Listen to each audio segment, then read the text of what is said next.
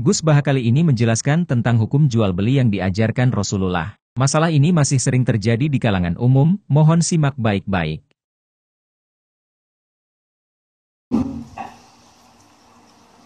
Paham ya?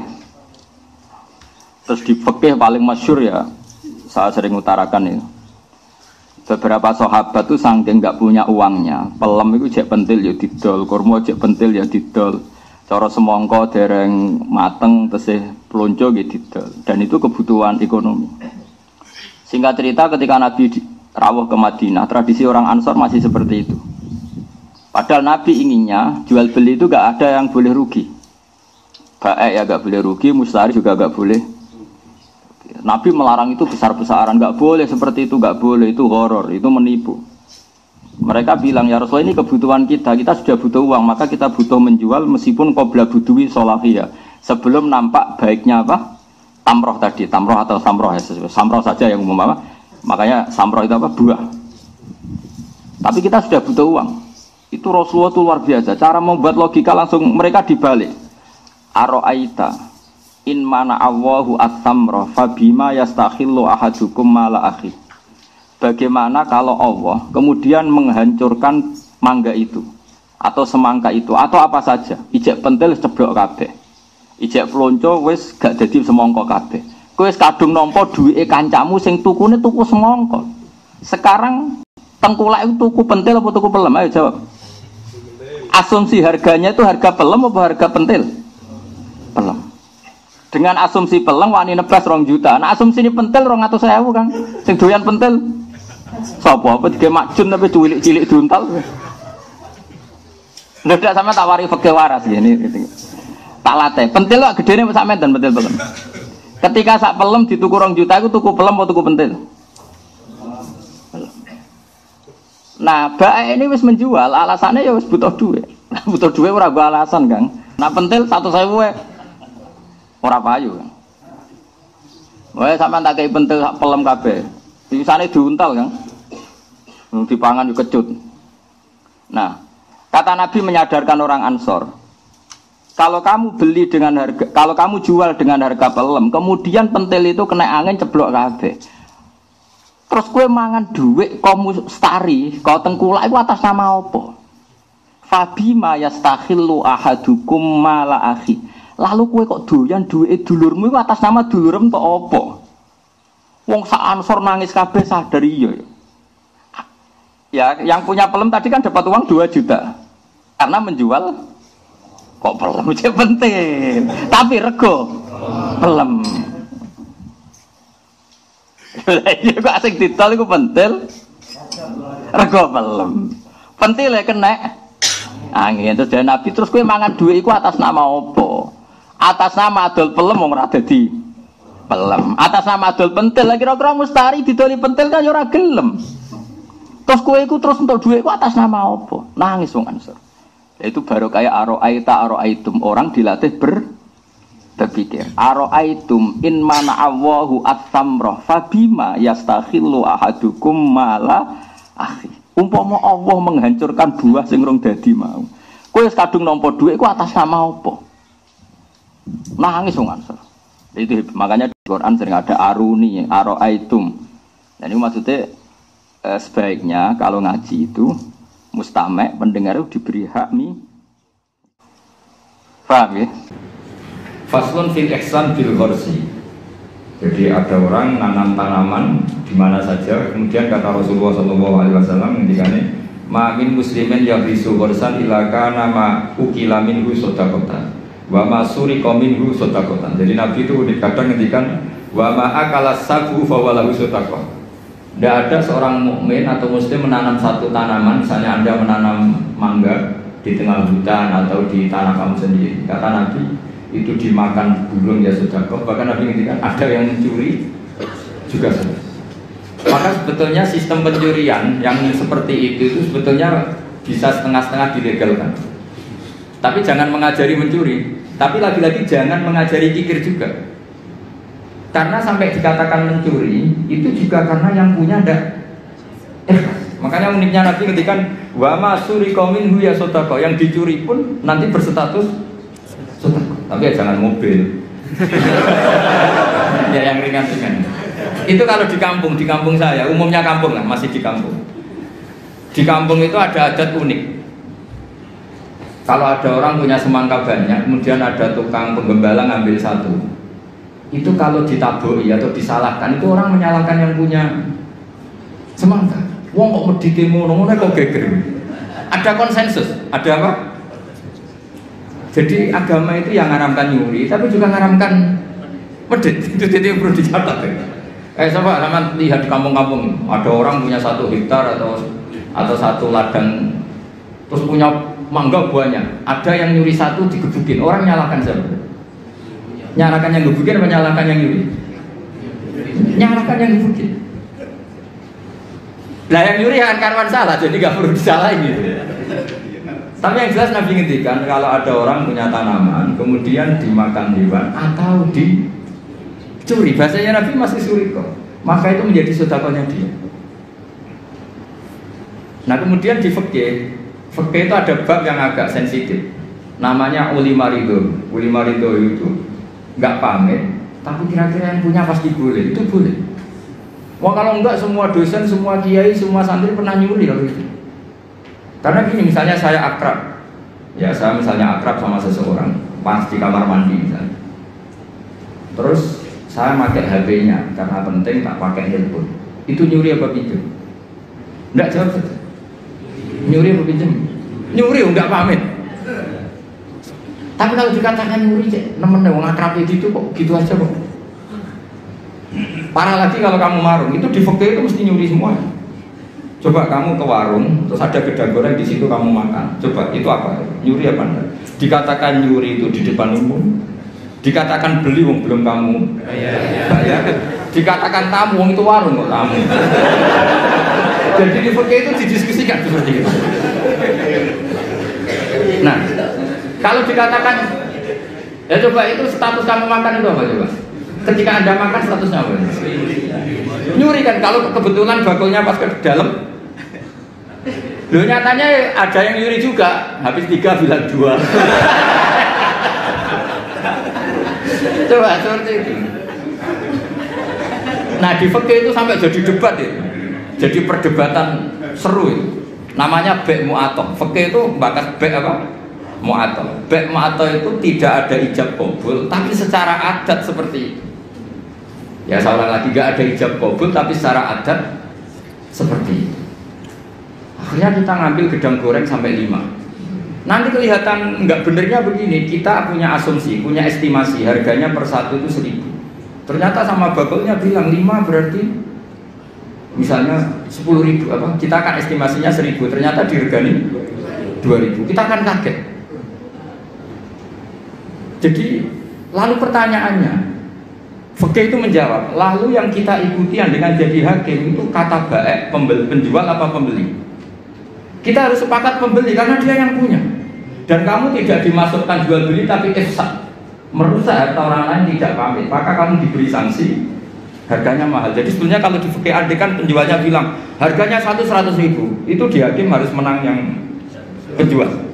Karena kamu merusak harta orang lain tanpa pamit. Jadi akadnya bukan jual beli tapi merusak hak orang lain. Maka itu kalau di persidangan dimenangkan penjual karena pemilik. Ya terserah saya, yang punya saya. Mau apa kalau kamu? Kamu aja selonang-selonong apa? Makan yang nyuruh. Makanya saya pernah kenal sama Kiai Jawa Timur, itu orangnya khusyuk. Itu kalau marung itu sampai bakalnya mantel. Teman saya mondok. Bu, niki gedang goreng begini pinten. 1.000 dek, niki dibayari 1.000, baru dimakan. Masih di tempat itu dia kepengen lagi, akad lagi. Bu, niki pinten. Ini telah goreng harganya pinten 1.500, dibayar lagi. Saking ininya akadnya itu jelas. Lama-lama anak itu tiap marung, dia cuma marung rene ngel-ngel wong. Jadi kadang orang bener itu yang repot no gitu. Orang bener itu kadang yang repot, tapi itu memang bener betul. Nah, makanya di fikih itu ada bab namanya bab olimar itu. Di kampung itu kalau ada orang punya semangka 1 hektar atau punya pohon mangga, kok orang ngambil 1 pamit itu mesti dimarahin kalau orangnya dermawan. Cung ngono ya kok pamit. kena butuh yang berjubuk. Makanya saya katakan nyolong ya haram, tapi medit juga. Ya itu aja Gus, nggak usah terus berarti Gus Pak ngalalkan nyolong ya enggak? Kamu itu kamu nyimpulkan kok sekacau itu ya enggak seperti itu. Tapi ini saya hanya maknani hadis. Kenapa Nabi ngintikan wa masuri qaumin husotako, yang dicuri pun berstatus sedekah, karena bahasa nyuri itu bahasa yang sudah ngekor. Dikatakan nyuri karena nyatanya tidak pamit. Dikatakan sedekah nyatanya yang punya ikhlas. Ini kan dua bahasa paradok. Wong nyuri kok distatuskan sedekah. Dari definisi nyuri ya memang nyuri enggak pamit. Tapi dari nyatanya halal karena yang punya ridho namanya sedekah. Kamu milih mana? Bahasa nyuri atau sedekah? Ya nyurinya ya ada, sedekahnya juga ada. Ini jelas, ini hadis sahih. Wa ma surika minhu sedekah. Terus wa ma akalas sabu fa walau sedekah. Misalnya yang makan itu burung atau apa ya juga jadi sedekahnya dia. Makanya di fikih bab paling sulit namanya bab mu'athah. Itu perdebatan Imam Syafi'i dan Abu Hanifah. Mu'athah itu adalah satu akad jual beli yang ditentukan oleh adat. Tidak ada ijab kabul. Ya itu tadi kayak orang marun tadi. Orang marun lalu makan gedang goreng itu statusnya apa? Atau naik bis. Sama kan nggak pernah kepikiran, karena sama nggak pernah mengkaji fikih serius. Yang kepikiran ya kita ini yang mengkaji fikih. Coba saya naik bis, biasanya saya kalau dari Jogja sering bis dari Semarang sampai Pandangan, sampai rumah saya itu Pandangan 4 jam dari Semarang. Jadi kalau saya ngajar ke sini itu 8 jam. Jadi kalau sampai Anda pintar ya kebangetan 8 jam. Coba sampai sekarang misalnya saya mau ke Jakarta, ada bis tak stop, berhenti kan, terus saya naik. Setelah 100 kilo atau 50 kilo baru ada tarikan uang, bayarnya sekian. Lalu sebelum Anda bayar itu punya apa? Pinjem apa gasap? Nah, pinjem apa gasap? Dikatakan gasap kan supirnya yang berhenti. Terus dikatakan pinjem, nyatanya nanti disuruh bayar. Dikatakan bayar di durasi waktu itu belum bayar, statusnya apa?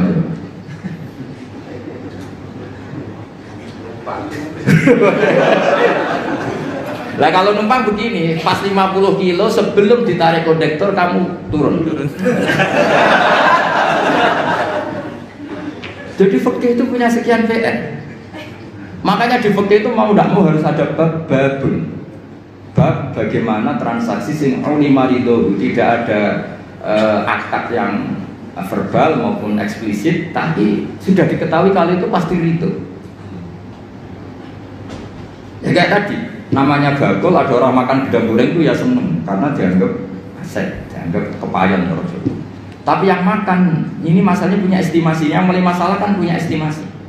Kemudian nak sanggup pas 2.000 gitu, ternyata di luar juga ada harganya 5.000. Makanya kalau kita sebagai kiai, saya sering punya santri yang pedagang gitu, mesti pesan saya, tolong tarif harga itu dikasih. Makanya kayak warung Padang, beberapa warung yang sudah gitu pasti didian dia itu disuruh apa, nulis apa?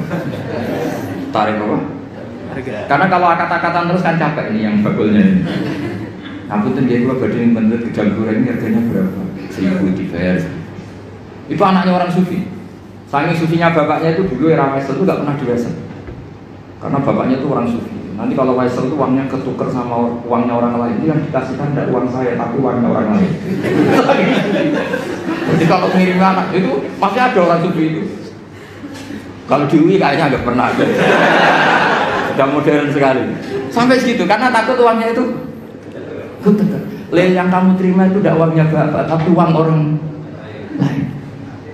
Coba seperti itu sah nggak gitu? Misalnya Wesel online, yang dikasihkan uang kamu apa uang orang lain? Boleh enggak? Itu kalau menurut teori profesional kan nggak boleh. Mau miliknya orang lain kok di. Yang menjadikan boleh karena apa? Ulima ridho, orang lain itu juga ridho karena tergantikan. Kalau kamu ngajukan kredit ke bank, uang yang dikasihkan kamu itu uangnya bank itu uang orang banyak. Pamit gak?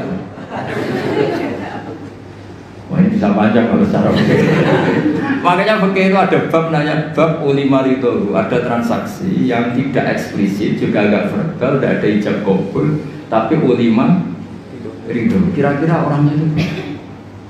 Sehingga di kampung-kampung menurut saya adat itu bijak sekali. Kalau ada orang penggembala, tapi kalau dosen ya jangan, kalau kiai ya jangan. Itu kalau ngelak ya ngambil degan milik orang yang banyak. Jangan yang orangnya miskin punya pohon hanya satu, yang kira-kira punya banyak diambil. Itu kalau yang punya dipamitin, Pak tadi saya ngambil degan jenengan, itu mesti marah. Ngono kok pamit ya cok. Karena dianggap satu sepele yang harus diridhokan. Akhirnya gara-gara pernah satu itu gak perlu pamit, yang lainnya ikut-ikutan. Lah yang mulai banyak itu yang loh kok tak akeh gitu. Jadi kalau satu dua kan dimaklumi. Makanya kalau di dunia kiai, ini kisah nyata ya. Ini bukan anekdot kisahnya. Ada kiai sufi. Kebetulan ini saya kenal orang ini karena masih keluarga. Orangnya sufi sekali. Itu punya pondok, pondoknya itu model pondok yang berkah gitu. Yang nyantri orang-orang Madura. Itu kalau ayamnya kiainya makan, itu kalau santri makan kan di Nampanan. Itu Pak Rektor tahu karena pernah pondok. Di Nampanan Pak Rektor. Pak Rektor itu temennya itu murid saya. Ngajinya di Kudus. Itu dulu pakai nampan. Itu ayamnya datang ke Pak Rektor itu nggak berani busa karena ayamnya kiai. Padahal sudah dinampan tinggal makan. Ya semuanya nunggu. Wah, ayamnya dapet, ya habisin aja. Kiainya tahu karena kiainya orang sufi terus bikin gini. Ya wes dong, nah ayam saya makan makanan kamu halal. Seneng. Terus digasang sama santri-santri. Jadi kalau jam makan disengajakan gitu biar ayamnya pada datang terus ditutup disembelih. Maka kebaikan itu kadang punya efek keburukan tadi. Satu orang dikasih ridho, ya sudah tuh degan satu gak apa-apa, semuanya ikut. Karena ngasih tahu ternyata Pak Kaji itu gak apa-apa, kalau mau ngambil aja. Singkat cerita suatu saat yang makan itu bukan ayam tapi kambing. Akhirnya pikirannya santri tadi itu masuk ilmu yang definisi yang pertama, berarti halal juga. Disembelih kambing bukan ayam lagi, ini sudah kambing. Nah setelah kambingnya hilang Pak Yai tadi mau ngaji gini, beliau datang ke majelis tapi tidak ngomong sama sekali. Kelihatan emosi, menahan emosi. Santri diem semua, takut semua. Terus ada santri cerdas, ini sudah di majelis kok tidak ngajar, nggak ngomong, nggak marah tapi cuma diem, ngempet emosi. Wal kadhimin al itu kira-kira. Yang di belakang tahu ini pasti urusan kambing. Yai, jangan marah karena kambing ya. Kiainya ya cerdas langsung bilang, yo kegedean aja. Maksudnya itu.